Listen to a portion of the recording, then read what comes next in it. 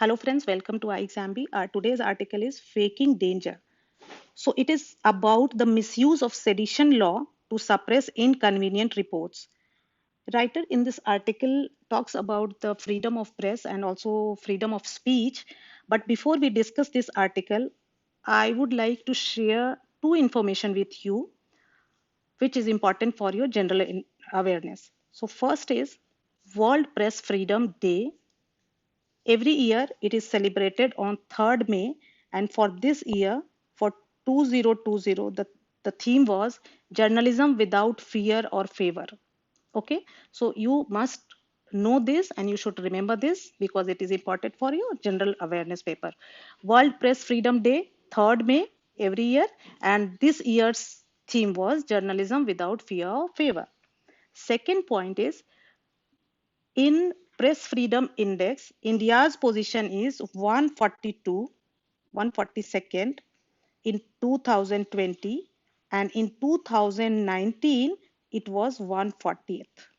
So India's position in Press Freedom Index 142nd latest, and in 2019 it was 140th. So no, it has not improved, it has deteriorated. Now come to this article. So the writer says that sedition law is there to fight fake news. But since the outbreak of COVID-19, it is being used actually to suppress inconvenient reports. Means anything, suppose a journalist is trying to report anything which is questioning government policy or the way things are happening in this time of crisis, police are arresting them, citing the special provision enacted to prevent the spread of rumor. Police is saying that they are spreading the rumor and they are arresting them, these people. And the writer says that this is really, really disturbing. And the writer also talks about some incidents. So let us see one by one. So first he says that arrest of Dhaval Patel, editor of a news portal in Gujarat, on the serious charge of sedition is a shocking instance of misuse of criminal laws to intimidate journalists. So actually what happened, Dhaval Patel is an editor of a news portal in Gujarat and he is arrested. He was arrested. Why? On the serious charge of sedition. What he had done? In one of his articles, he speculated that the state chief minister Vijay Rupani may be replaced by the BJP for his alleged inept handling of efforts to combat the pandemic. Okay, so he wrote that BJP may replace the chief minister of Gujarat, Mr. Vijay Rupani, because he actually has not been able to handle the pandemic skillfully. So inept here is one who is not skillful, just opposite antonym of adept. Adept is skillful, inept is not skillful.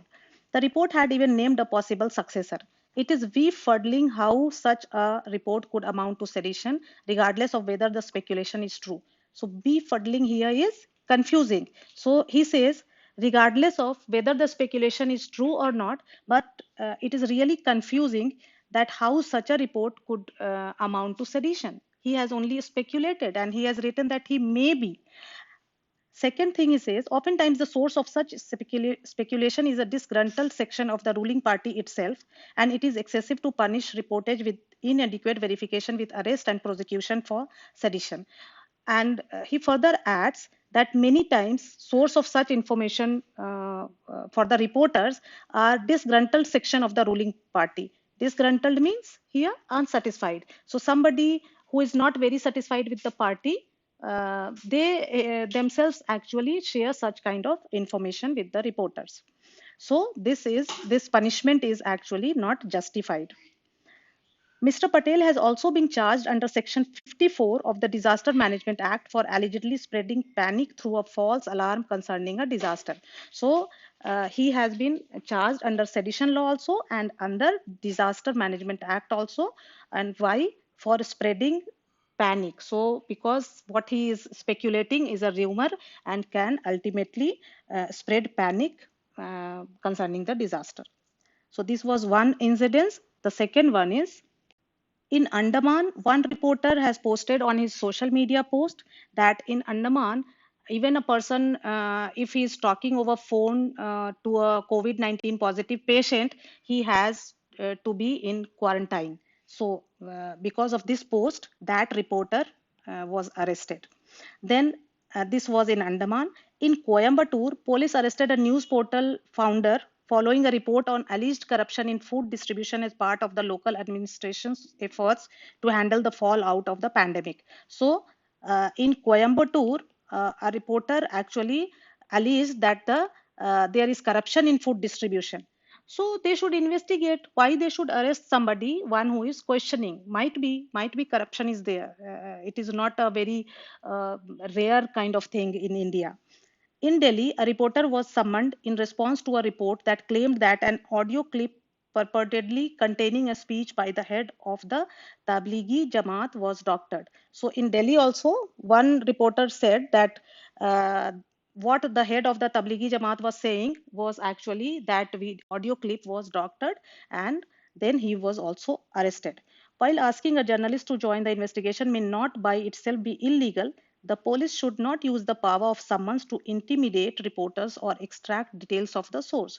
So they should ask, they should investigate, police should investigate, but they should not take these extreme steps.